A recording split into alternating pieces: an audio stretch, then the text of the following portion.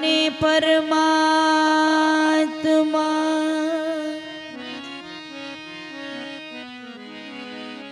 जुदा रहिया अनंत काल सुंदर मिलाप कर दिया जेने सदगुरु मिला दया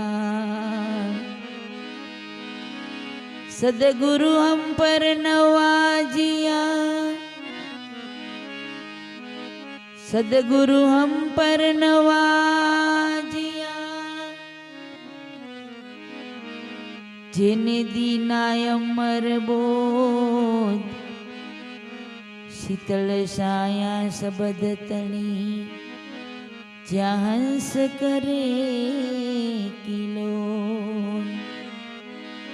ए तमे जोजो रे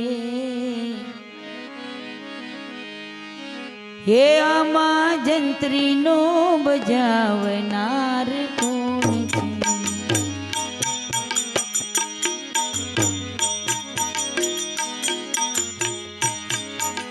हे तमे जोजो रे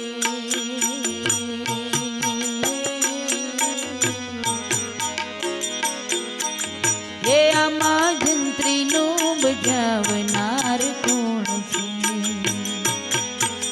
हे आमा जंत्री नो बजावनार कोण छे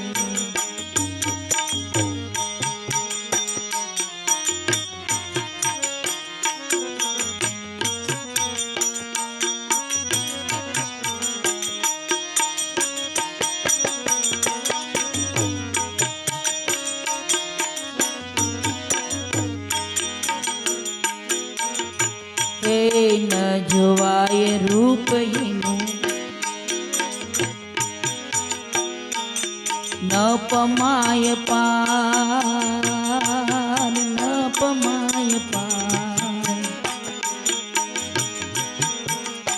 હે ન જોવાય રૂપ એનું ન જોવાય રૂપ એનું ન જોવાય રૂપ એનું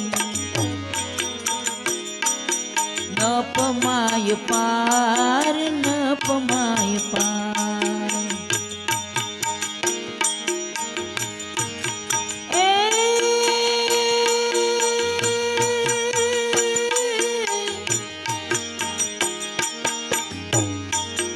कहो तो केवाय नहीं ने कहो तो केवाय नहीं ने बोले मावन मार तमे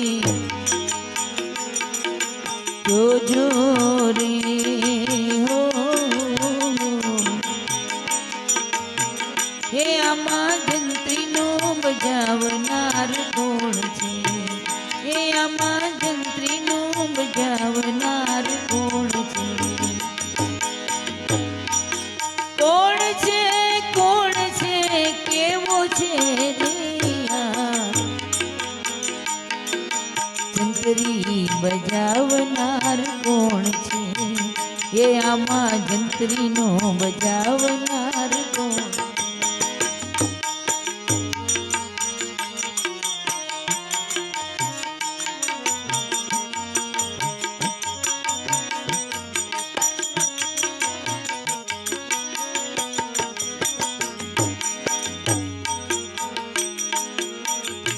हे नहीं एने तत्व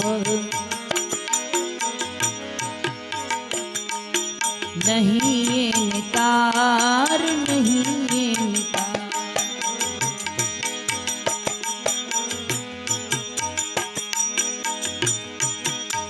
नहीं एने तत्व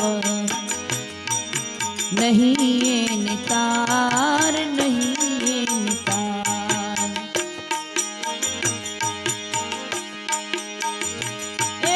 वचन माथी वचन बोले वचन माथी वचन बोले वचन माथी वचन बोले बहु करे पुकार तमे जोजो रे हो हे आमा जंत्री नो बजावनार कोण छे हे आमा जंत्री नो बजावनार कोण छे કોણ છે કેવો છે રે આ જંત્રી બજાવનાર કોણ છે હે આમાં જંત્રીનો બજાવનાર કોણ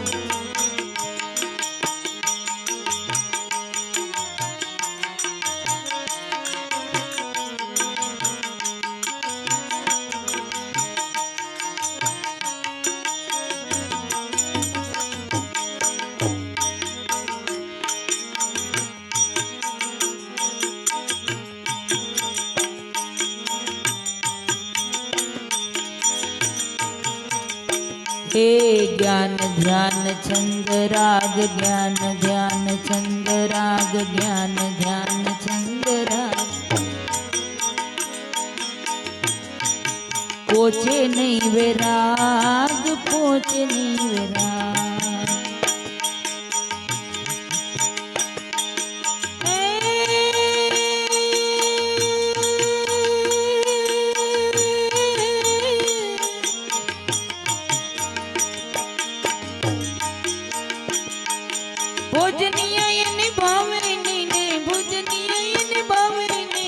वचन नो आहार तमे जोजो रे ये आमा जंत्री नो बजावनार कोण छे ये आमा जंत्री नो बजावनार कोण छे केवो छे रे आ पेटी वगाड़नार कोण छे ये आमा जंत्री नो बजावनार कोण छे ये आमा जंत्री बजावनार कोण छे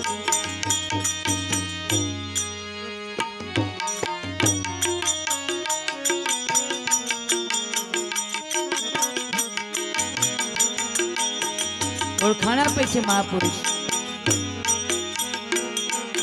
शेष अखर धून लागी शेष अखर धून लागी शेष अखर धून लागी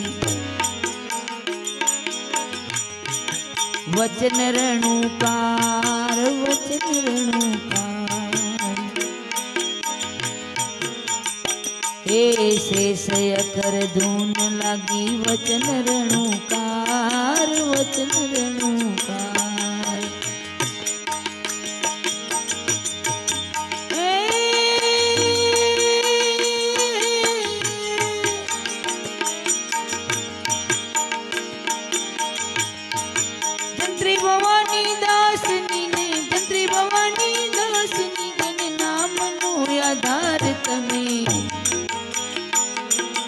जोजो रे हो हे आमा जंत्री नो बजावनार कोण छे हे आमा जंत्री नो बजावनार कोण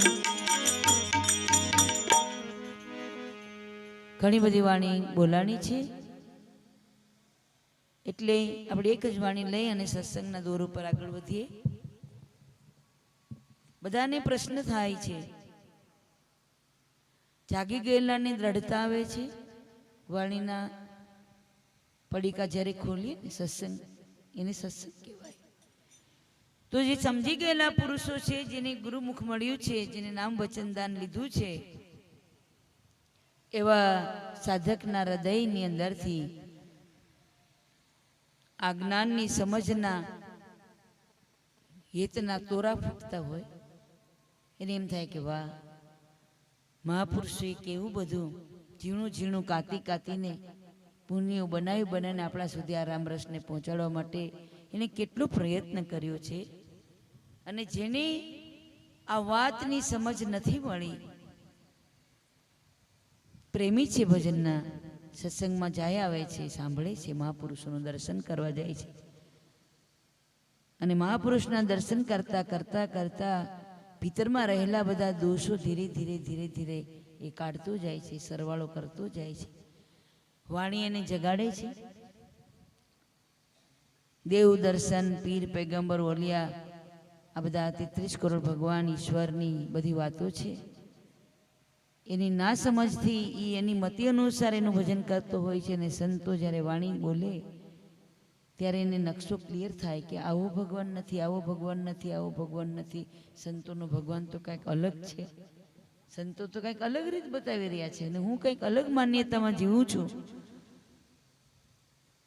એનો દોર સંધાય છે જ્યારે વાણી શબ્દો ઉપર જેમ નટડી કેમ ટકી જતી હોય એની એક સુરતા થઈ જતી હોય એવો એનો તાર થઈ જાય ત્યારે ખબર વગરનો ખોવાઈ જતો હોય, ખબર વગરનો અંદર નિજાનંદ પ્રગટ થતો હોય, ખબર વગરનો અંદર નર્તન થઈ જતો હોય. ઘરે જઈને પાછો વિચાર કરે કે ભાઈ કેટલાય પ્રકારના આનંદ છે, ઘણા બધા આનંદો લેવા માટે જુદી જુદી મહેફિલોમાં જઈએ છીએ, આવીએ છીએ.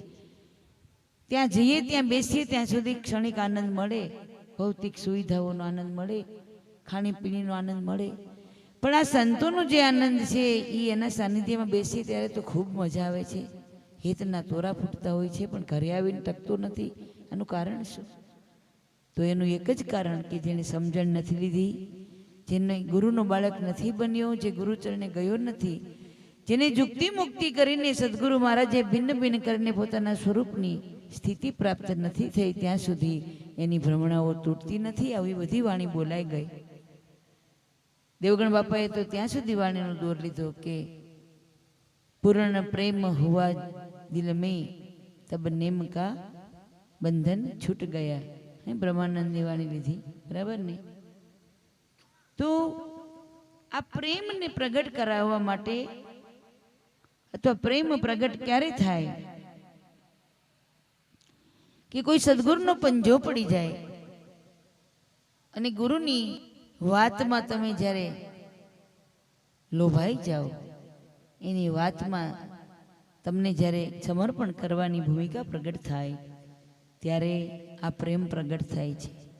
અને એ પ્રેમ પ્રગટ થાય ને પછી જગતના બધા જ પ્રેમ તમને ફીકા લાગશે. જગતની બધી વાતો તમને, ભૌતિક વાતો પણ તમને ગમશે, પણ તમે પાછું તમારું મન દોડી દોડીને ક્યાં આવશે? તો કે સંતોએ જે રાહ બતાવ્યો છે ને એ રસ્તે જઈને મારે તો મારી અંદર રહેલા પરમાત્માને રીઝાવવો છે, મારી અંદર બેઠેલો જે ઈશ્વર છે એને મારે નિરખવો છે, એને મારે પરખવો છે, એને મારે જોવો છે. એ રૂપને મારે જોઈને પછી રાજી થવું છે, જે સ્વરૂપને પામવા માટે હું પામ્યો હતો દુઃખ અનંત. એવો એને અફસોસ પણ થવો જોઈએ કે મેં આટલા બધા દુઃખ સહન કર્યા, જપ કર્યા, તપ કર્યા, તીરથ કર્યા, વ્રત કર્યા, કોટી યજ્ઞ કર્યા, છતાં પણ મને મારું સ્વરૂપનું ભાન ન થયું. તો એ કંઈ ખોટા ન હતા, એ તમને એ રસ્તેથી ધીરે ધીરે ધીરે ધીરે આગળ વધારી રહ્યા હતા.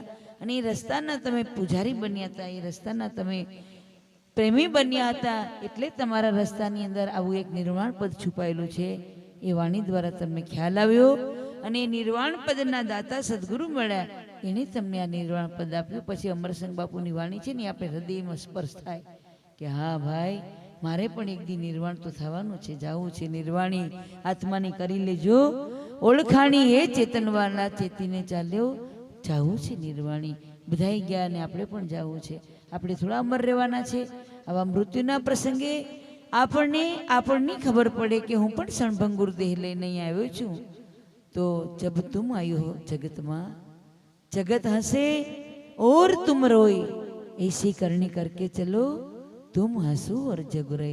એવી કરણી કરવી હશે તો પેલા તમારે તમારા ઘટમાં જોવાનું છે કે આ જંત્રીનો બજાવનાર કોણ છે, આ હરિ કોણ છે, જેના વડે આ જંત્રી બધું કામ કરી રહી છે, જેના વડે હું જોઈ રહ્યો છું, જેના વડે હું સાંભળી રહ્યો છું, જેના વડે હું આ ઉચ્ચારણ કરું છું ને આ નાદ બ્રહ્મ મારા મુખમાંથી આવી વાણી નીકળે છે, તો એનો પ્રણેતા કોણ છે? આનું ઉદ્ભવ સ્થાન કયું છે? મહાપુરુષો તો ઉદ્ભવ સ્થાનની વાત કરતા હોય ને ત્યારે વાણીને તો 4 પ્રકારની વાણી છે ને તમારા પિંડમાં છે. પરા, પશ્યંતી, મધ્યમાને, વેખરી. અને આ શબ્દનું ઘર તો પરાની પાર છે. મુરદાસ મહારાજ પણ વાણીમાં બોલ્યા છે, પરાની વાણી મારા પિંડમાં બોલાય છે. પરાની પાર શબ્દ પડ્યો છે, એ વાણી તો હું મારા પિંડ થકી બોલું છું, પણ શબ્દનું ઘર ક્યાં છે? તો મહાપુરુષો કહે છે કે પરાની પાર છે. પરાની પારથી અવાજનો ગુંજાર થઈ રહ્યો છે, નામનો ગુંજાર થઈ રહ્યો છે, શબ્દનો ગુંજાર થઈ રહ્યો છે. ઈ પરાપારથી અવાજ ગુંજે, અંતરમાં થયો ઉજાસ, પછી મન મારું ત્યાં વિરામ પામે. મન તમારું વિરામ પામી જાય છે. આપણે મનનું ઘર બતાવ્યું દયારામભાઈ વાણીમાં કે સહજ સુનતી હંસા પ્રગટા પ્રાણ થકી મનને વાણી પ્રાણ મન મેં મન પ્રાણ મેં. પછી પ્રાણ અલખમાં અલપાણી મૂળ કહું ને. આપણું બધાનું મૂળ ક્યાં જાય છે નારાયણ? બધા વૃક્ષ વેલીઓના મૂળ છે ને એ ધરતીની સાથે જોડાયેલા છે ને આપણું મૂળ આસમાનમાં છે. આવું આપણે થોડોક આછો પાતળો ખ્યાલ હોય ને પ્રભુ તો ભજન કરવાની મજા આવે, નહીંતર ભજન ગાવાની મજા આવે. જો ભજન કરવું દેવગણ બાપા અને ગાવું આ બેનમાં ફેર છે ને. ગાવું નથી એવું નથી કહેતી, ગાવું જોઈએ, મેં ખૂબ ગાયા, હજુ ગાઉં છું, પણ કરું પણ છું. તો ઈ મૂળ કહું તો મહાસુખ ઉપજે, જ્યાંથી ઉપજા મન અને વાણી. મનનું ઉદ્ભવ સ્થાન ક્યાં છે? વાણીનું ઉદ્ભવ સ્થાન ક્યાં છે? તો કે મહાપુરુષે ભેદમાં કીધું કે સહજ સુનતી હંસો પ્રગટ્યો. આ હંસનું પ્રગટીકરણ છે ને સહજ સુનમાં થયું છે. આવા તો કેટલાય સુન છે, એક સુન નથી. 7 સુનને તમે જ્યારે વશ કરો ને ત્યારે આ સહજ સુનમાંથી હંસો પ્રગટ થાય. અને એના માટે મહાપુરુષે કીધું 7 સુનને વશ કરી રાખું, એને લક્ષ્યમાં લઈ લેવું, એને લક્ષ્યમાં લઈ લેવું, સત્યમાં ઓતપ્રોત રહેવું રે, એને સુરતાથી સેવી લેવું. આ નિર્ગુણને શું કેવું રે, એને સુરતાથી સેવી.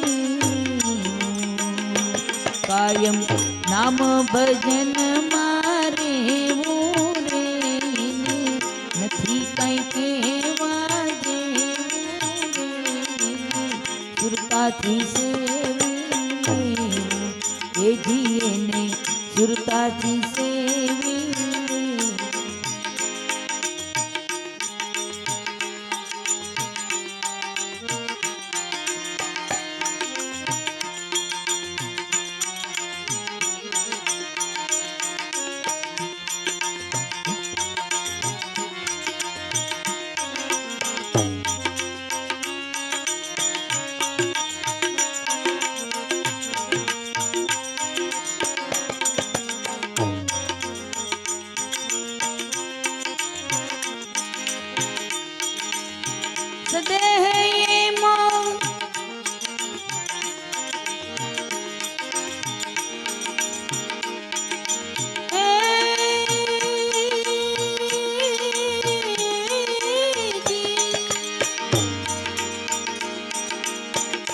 સદેહમાં જાગ્રત રહેવું,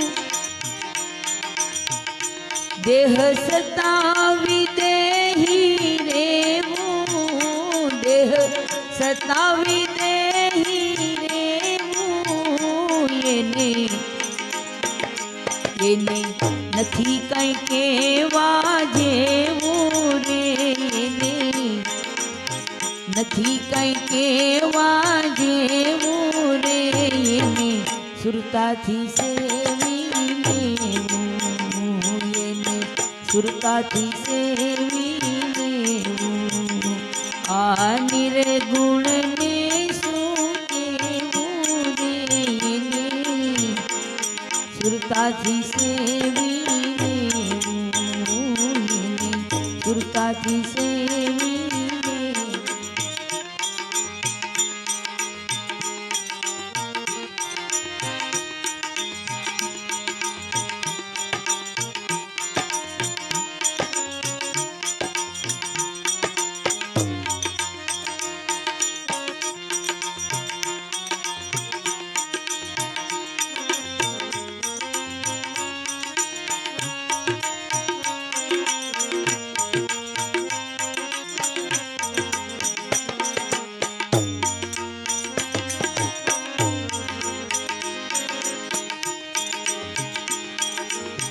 જીવરામ કહે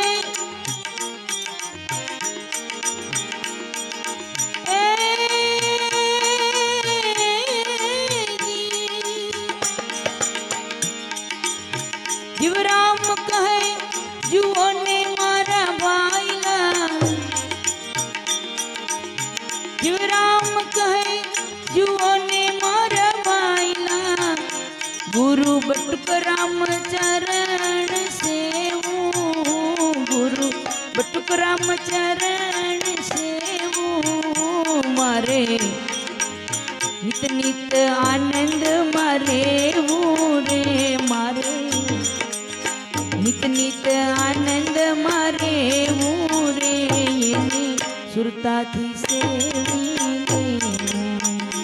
આ નિર્ગુણ ને શું કેવું રે, મારે સુરતાથી સેવી કાયમ નામ નગર મારે રે, એને નથી કઈ કેવા દેવું રે, એને સુરતાથી સેવી એ જીને સુરતાથી સેવી.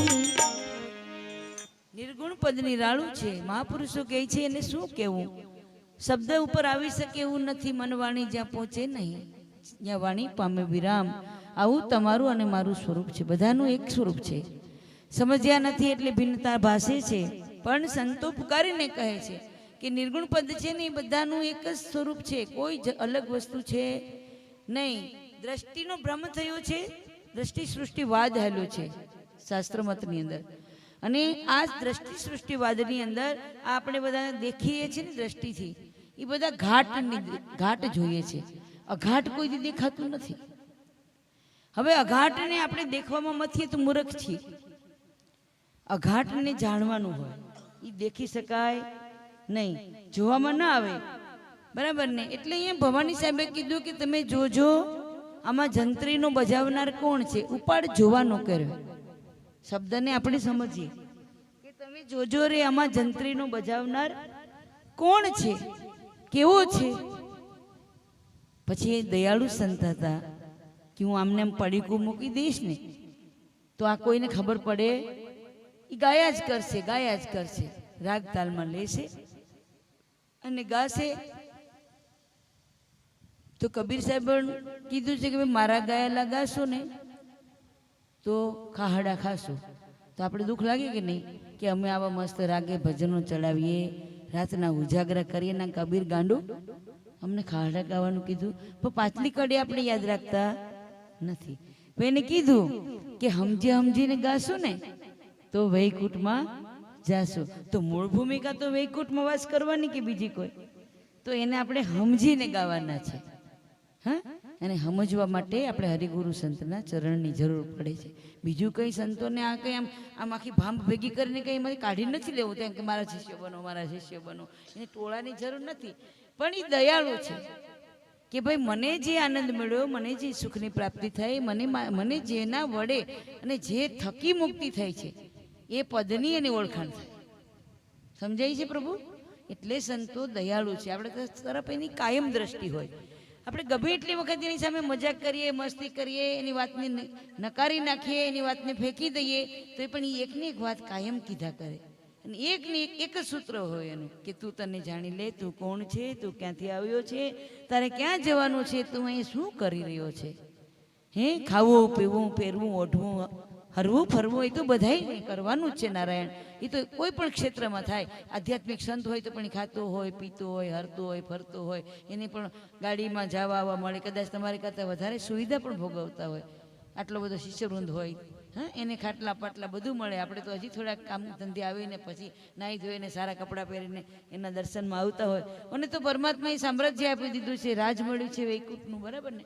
એ તો બધું હરિમાં હલે છે, હરિમાં માલે છે. હરી હરી હરી હરી હરી કરતો હરી હરે આનંદ બની ગયો છે.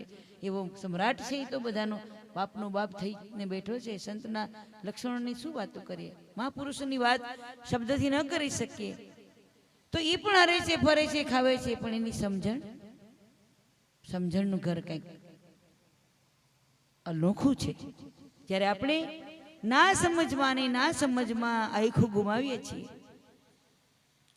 આવો મોઘો મૂલો અવસર જતો હોય અને વાણી પણ બોલાતી હોય કે તને મળ્યો મનુષ્ય દેવતાર માંડ કરીને, પછી ભજ્યા નહીં ભગવાન હેત ધરીને, તું ખાઈશ જમનો માર પેટ ભરીને. તો આપણે જમના પેટ ભરીને માર ખાવા છે કે સદગુરુને વંદન કરવું છે કે સદગુરુ બંદી છોડ સ્વામી સમજાવ્યો સતસાર, ભૂલો પડ્યો હતો આ ભવસાગરમાં, તમે પલમાં ઉતાર્યો પાર. આવી બંદગી કરવા સદગુરુના ચરણે જવું છે કે ખાલી ગાવું છે? જો ખાલી ગાશું તો ખારડા ખાશું, એમાં બે મત નથી. કબીર જ્ઞાનના બેરિસ્ટર હતા, એટલે એને ખબર હતી કે આને આવું કહેવાનું જ છે ને આ વાત મારી 500 નહીં 1000 વર્ષ પછી પણ એમ જ ઊભી હશે. કેટલાક ખોખાઓ આવા બધા બીબાઓ આવશે આ અવની ઉપર અને બધા જતા રહેશે, પણ મારી વાત નહીં જાય. એ દરેક ઘટમાં 5000 વર્ષ પછી પણ એ જ શબ્દ એ રીતે જ ગુંજાર કરશે, એમાં બે મત નથી. આવો એની અંદર એની પોતાના જ્ઞાનનો સ્વયં અનુભવ હતો અને સ્વયં અનુભવનો એને એટલી બધી નિષ્ઠા હતી કે મારી વાત 16 વાળને એક રતી છે, કોઈ ખોટી નહીં કરી શકે, બધા સહી કરશે.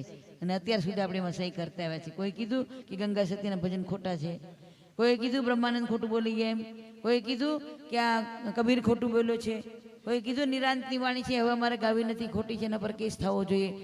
હે, જ્ઞાની મહાપુરુષોને ભેગા કરો અને બધી વાણીઓ ખોટી છે. ઓપરેશન કરવા ગયા ને નારાયણ વૈજ્ઞાનિક લોકો, તો જ્ઞાની ધ્યાની વિજ્ઞાની થક ગઈ એક સી અકથ કહાની, હમ પરદેશી પંખી સાધુ આ દેશ કા નહીં, આ દેશ કા જીવો ભાગી, પલ પલમાં પલટાઈ. હે, જ્ઞાની વિજ્ઞાની બધા થકી ગયા. સાંયે બેસું તો મને કે રવિ સાહેબ કે અગ્નિ વ્યાપે ધૂપમાં બહુ ચિતલાઈ, પણ મારો સદગુરુ કેવો છે, આ જંત્રીનો બજાવનાર કેવો છે, આ ઝાલરીનો વગાડનાર કેવો છે, ઈ સાયા ધૂપથી પણ ન્યારો છે. સાંયે બેસું તો મને અગ્નિ વ્યાપે ધૂપ મેં બહુ ચિતલાઈ, ઈ સાયા ધૂપથી મારો સદગુરુ નાહી ન્યારો છે, પણ હમ હે સદગુરુ માહી, હું એમાં સમાઈ ગયો છું. એટલે મારે આવાગમન નથી, મારે જન્મ મરણ નથી. આવો કોણ છે આ જંત્રીનો વગાડનાર? આવું એક પરમ તત્વ છે, તો કેવી રીતે છે? તો આપણે બધા ભૂલા પડ્યા અને તત્વમાં મથવા લાગી ગયા. એ તત્વના રંગને જોવા લાગી ગયા. એ 5 તત્વને ભજવા માંડ્યા. જળ પૃથ્વી વાયુ તેજ ને આકાશ, જળ પૃથ્વી વાયુ તેજ ને આકાશ. અરે જળ પૃથ્વી વાયુ તેજ ને આકાશ એ તારા વડે છે. ઈ તત્વ તે પણ તારા થકી, પરમ તત્વ તે તું આપ. ઈ આપ અવિનાશીને ઓળખો તો મટી જાય જન્મ મરણની ફાસ. ઈ એવો જંત્રીનો બજાવનાર કોણ છે? આ જંત્રીને બજાવે ઈ પરમાત્મા છે. ઈ પરમાત્માને ઓળખવો છે, જાણવો છે અને જોવો છે. તો ચામડાની આંખે નહીં દેખી શકાય. એના માટે ગુરુગમ જ્ઞાન દ્રષ્ટિની જરૂર પડે, અને દ્રષ્ટિ મળે તો આ દ્રષ્ટિવાદ મટી જાય, સૃષ્ટિવાદ મટી જાય, અને પછી અગમમાં તમને લેરું લાગે. બાકી એમાં અગમની વાતો બોલવાથી કહેવાથી કયા પતી જાય એવું નથી. તો કે એ તો આંખે દેખાય એવું નથી. એટલે ભવાની સાહેબ બોલ્યા કે ન જોવાય રૂપ એનું, કારણ કે અરૂપી છે અને આપણે એને રૂપમાં જોવા મથીએ છીએ, તો આપણી ક્યાંક જુક્તિ મુક્તિમાં ભૂલ થઈ છે. તો એ દ્રષ્ટિ આપણી સદગુરુ પાછી વાળે છે અને એમ કહે છે કે ભાઈ એ આ તારી ચામડાની આંખે દેખાય એવો નથી. કેમ કે ન જોવાય રૂપ એનું, ન પમાય પાર. તું વાણીથી એનો પાર નહીં પામી શકે. તું ગાઈને ઘણું બધું ગાઈશ તો પણ એ શબ્દાતીત છે, શબ્દની પહેલે પાર છે. શબ્દ પાર હે સાહેબો, પણ ઓળખાશે જરૂર સત શબ્દથી. હે ગુરુગમ ખોજો રે આ ઘટમાં, આ ઘટમાં, આ ઘટમાં. તો આ ઘટમાં ખોજવાની વાત કરીને આપણે દૂર ખોજવા ગયા. બસ આટલો જ ભેદ થયો, આટલી ભૂલ પડી. પછી જ્યારે તમે ઘટમાં ખોજવા મળે ને પછી તમને ઘટ પટ ને મટ નિરંતર બધામાં એક સરખો દેખાણો, પછી ક્યાંય દ્વૈત રહ્યો નહીં. પછી અદ્વૈત પદમાં તમે સ્થિર થઈ ગયા, પછી તમને મોજું આવી. અને એ મોજ આજ મહાપુરુષો બધા આપણે લઈ રહ્યા છીએ. અને એવા બધા મોજીલા બની જાય, બધા એક રંગા બની જાય, તો પછી કરવાનું કંઈ રહે? કંઈ કરવાનું ન રહે. આપણી ભ્રમણાઓ છે એ ભાંગીને ભૂકો થઈ જાય. આ તો જે ભ્રમ થયો છે ને એ ભ્રમને દૂર કરવા માટે મહાપુરુષો આટલી બધી વાત કરે છે. ન જોવાય રૂપ એનું, ન પમાય પાર. કહું તો કહેવાય નહીં પણ બોલે છે 52 બાર. શાન કરી પહેલા પદમાં પણ શાન, એક એક પદમાં શાન છે. 4 પદની વાણી છે પણ ચારેય પદમાં નોખી નોખી શાન કરી છે. કે બોલે છે એ 52 બાર છે. તો બોલે છે એ કોણ છે? એને જોવો છે, એને ઓળખવો છે. તો કે એ તો 52 બાર છે. તો અહીંયા દયારામભાઈ વાણીમાં 52ની બજારની પણ વાત કરી કે આ 52 બજારની, આ બધી 52 બજારની સભા છે. પણ આ સભાનો માલિક તો કોઈક હોય કે ન હોય? એનું હેન્ડલિંગ કરનારો અધિપતિ દેવ હોય કે ન હોય? બધા ના હોય, અધિષ્ઠાન પદ હોય. અને એ અધિષ્ઠાન પદ તમે છો એવું જ્યાં સુધી નક્કી નહીં થાય ને ત્યાં સુધી તમે બીજાના ગુણ ગાશો અને બંદગી પણ કરશો, ભજન કરશો, બધું કરશો, પણ સ્વયંમાં સ્થિર નહીં થઈ શકો. થોડીક મારી વાત કડવી પણ લાગે ક્યારેક આકરી પણ લાગે, પણ જેમ જેમ તમારું ભજન પાકતું જશે, જેમ જેમ તમારી સુરતા સ્થિર થતી જશે, જેમ જેમ હરિગુરુ સંતોના શબ્દોની સમજણ આવતી જશે ને, એમ બધી જ નદીઓ જેમ આડી અવળી જ્યાં ત્યાં ફંટાણી હોય ને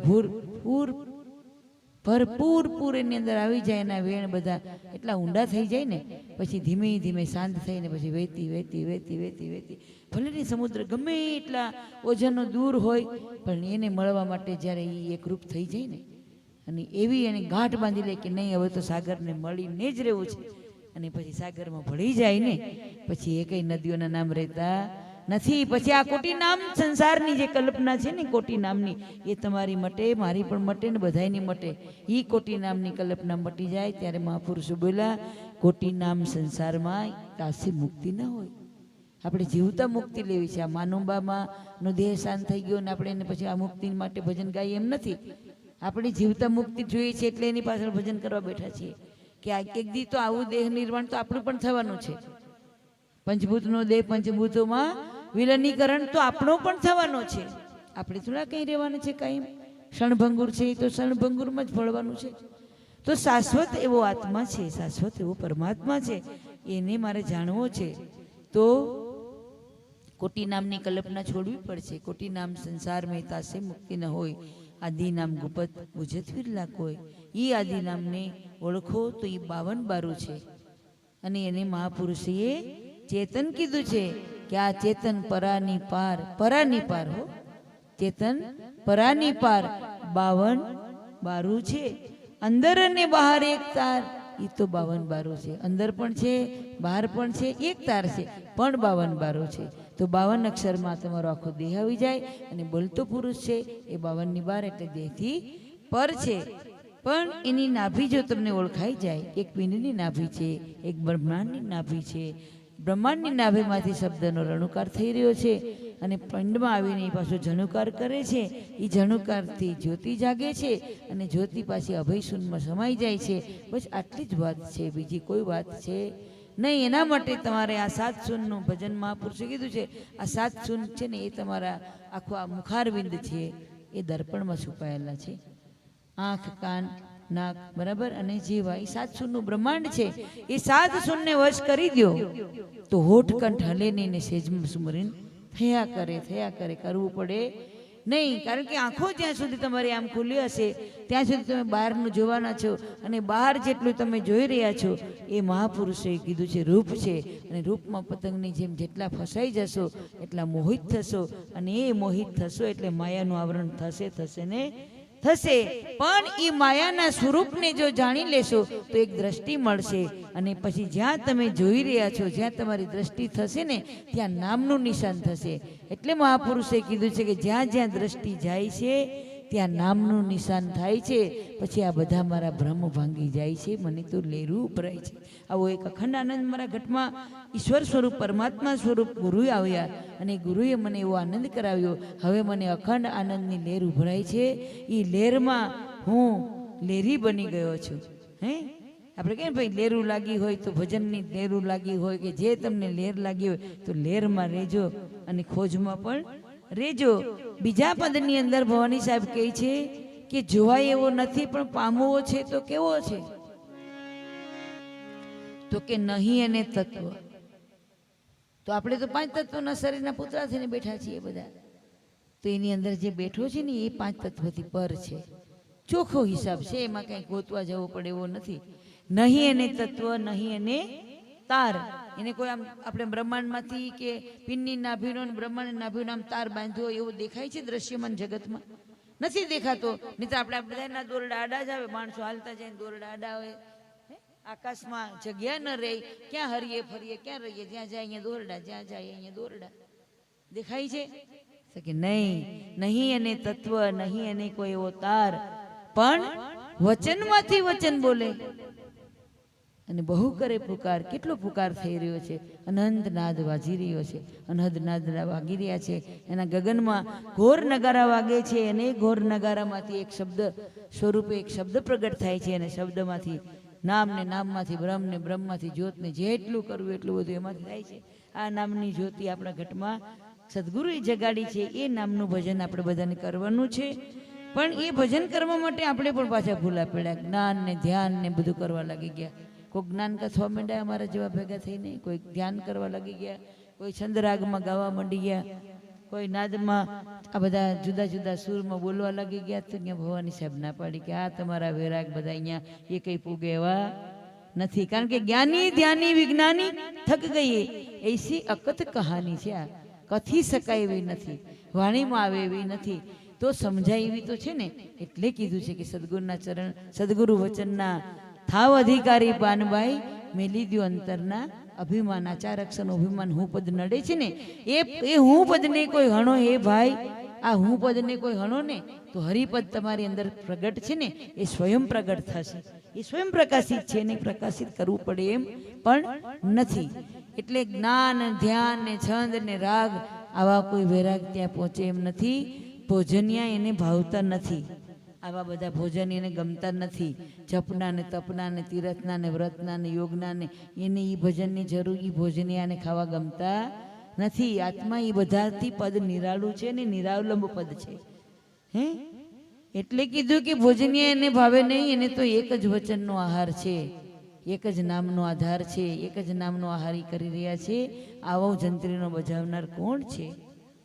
છે સખર ધૂન લાગે.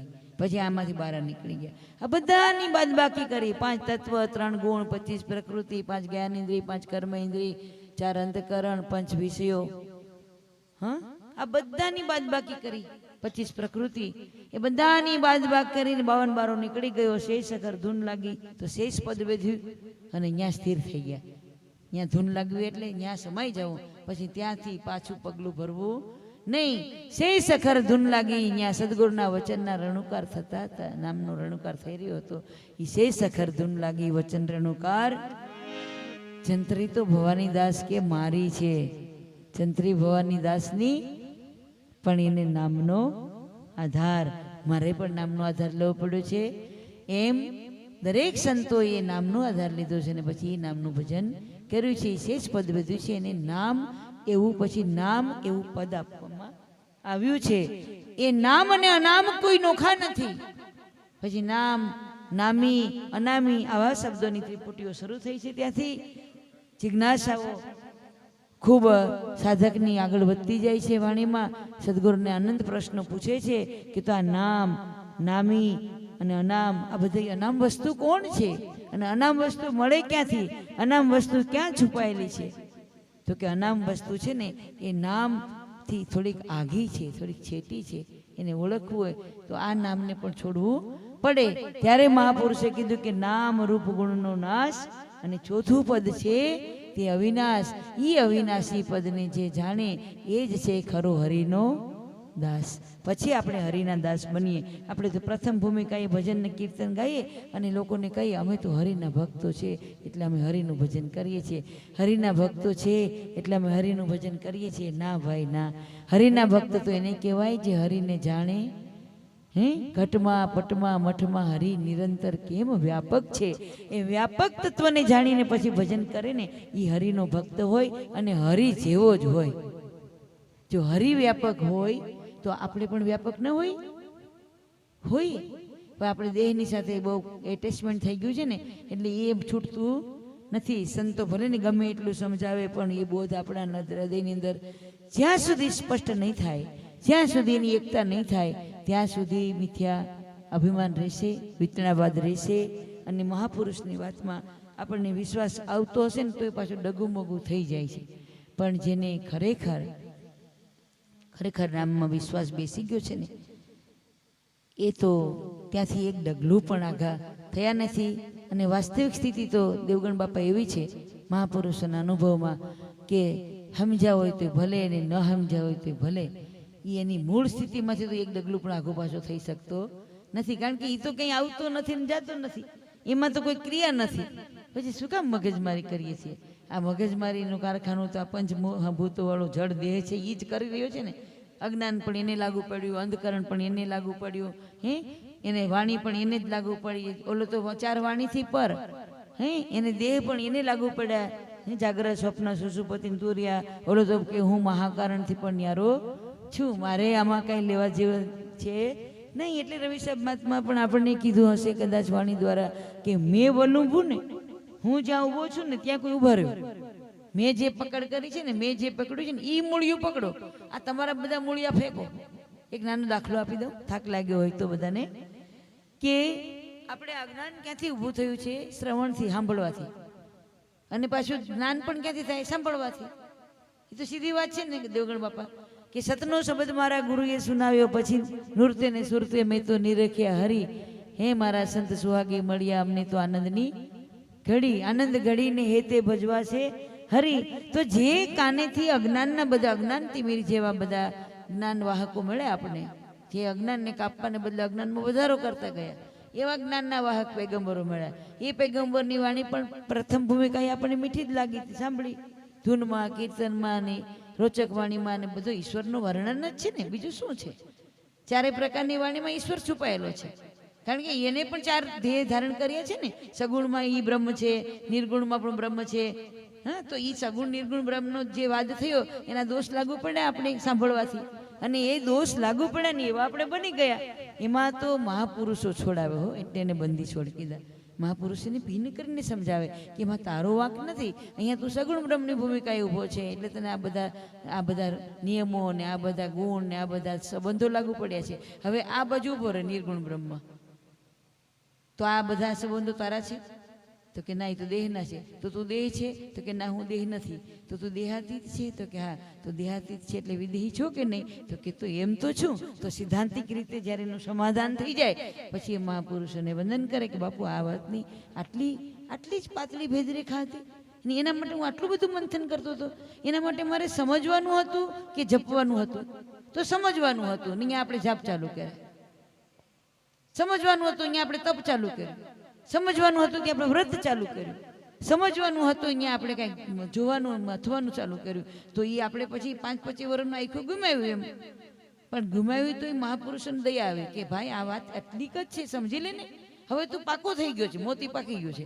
હવે વિંધાઈ જાય કોકના મોતીડામાં, પરોવાઈ જાય તો તું કોક મુંગટનું મોતી બની શકીશ. નહીં તો આ મોતીડું છે ને એ પણ રાખમાં એક દી રોલાઈ જવાનું છે. આવા દયાળુ સંતોએ ઈશારો કર્યો, અને ઈશારો જેને સમજાઈ ગયો એ લોકો મહામુંગટમાં જડાઈ ગયા છે. અને મહાપુરુષો છે ને એ બધા મોતીના, એ એકલા મોતીડા ન રહ્યા, એ વિંધાણા, એને ઘણના ઘા પણ સહન કર્યા, બરાબર.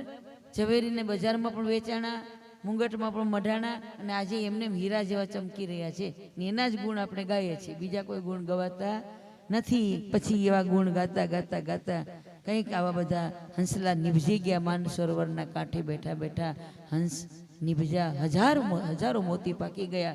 એમાં હંસ હતા ને એ મોતીનો ચારો ચણી શકાય, અને બગલા હતા એ બધા ઉડી ગયા, ભાગી જાય. એ ન રહી, બગાવૃત્તિ છે એ થોડી, એને આ સત્પ્રવૃત્તિ થોડી ફાવે. તો જોવાનો વિષય નથી, ત્યાં જોયું, મથવાનો વિષય હતો, એમ ન મથ્યા. અને એ મંથન જ્યારે થયું ત્યારે તમને તમારું સ્વરૂપનું ભાન થયું છે. સ્વરૂપનું ભાન થયા પછીની મસ્તી કેવી હોય? ક્યારેય પણ સદગુરુનું બાળક એમ ન કે અરે રે હું હવે મરી જઈશ, એમ ન કહે.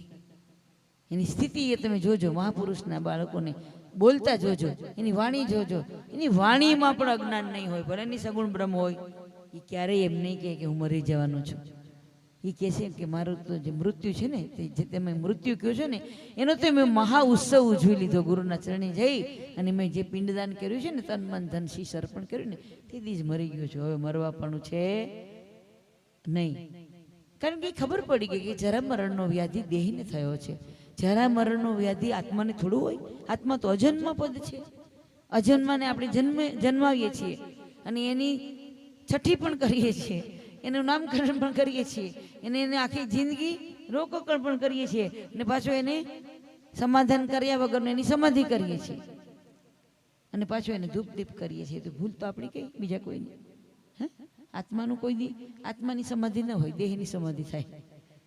આત્માની સમાધિ તો અખંડ સમાધિ હોય, અને ઈ સમાધિ તો આ દેહમાં લાગી જાય ને પછી એને સમાધિ ચડાવવી ન પડે ને ઉતારવી પડતી પણ નથી. આવો આત્મ તત્વ એ તમારું સ્વરૂપ છે. એ કેવું છે?